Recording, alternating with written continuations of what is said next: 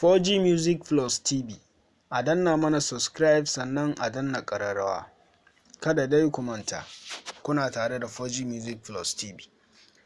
To a shirin namu na yau ne muke so mu gabatar muku da wata ƙara da ake gabatarwa akan wani Alaji Musa, wani inyamuri wanda ke comedy.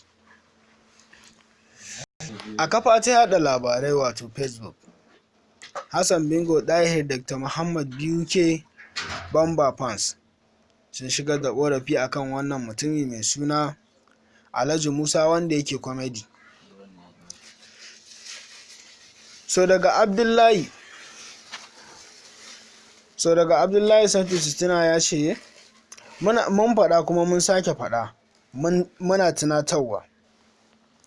Shahararren Arnan mai suna Nedu Wazobia ba comedy yake yi ba illa zagin addinin mu na Muslunci. Yana tutiya ga Alaji Musa. Da wannan ne muke kiran dukkan manyan ƙungiyoyin addinin Musulunci da su gaggata ɗaukan mataki a kai, saboda ba ƙaramar illa yake mana ba mu musulmai. Allah ya sa mu gane. Ga dai shi dai abubuwan da suke wakana. So masu sharhi a kai kuma za mu fara da sharhi na farko, wanda mutane dai sun ɗan yayyada maganganunsu a kai kamar haka. Na farko yake cewa amin ya rabbi, Allah ya yi mana maganinsa. Abu Abdulrahman Mukabir shi Sani, ba ma goyon bayan abin da yake yi, wulaƙanta addininmu ne. Ibrahim Ahmad, Allah ya tona masa asiri. MD Gwadabe shi kuma abin da yake cewa shine, ni ban ma san sa ba sai yanzu, yadda abubuwansa zai ƙara masa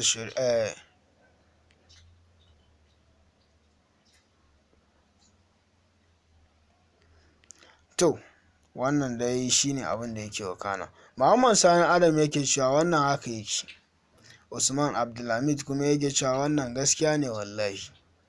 Baba Jawahir Abubakar yake cewa ya kamata a kama shi a hukunta shi.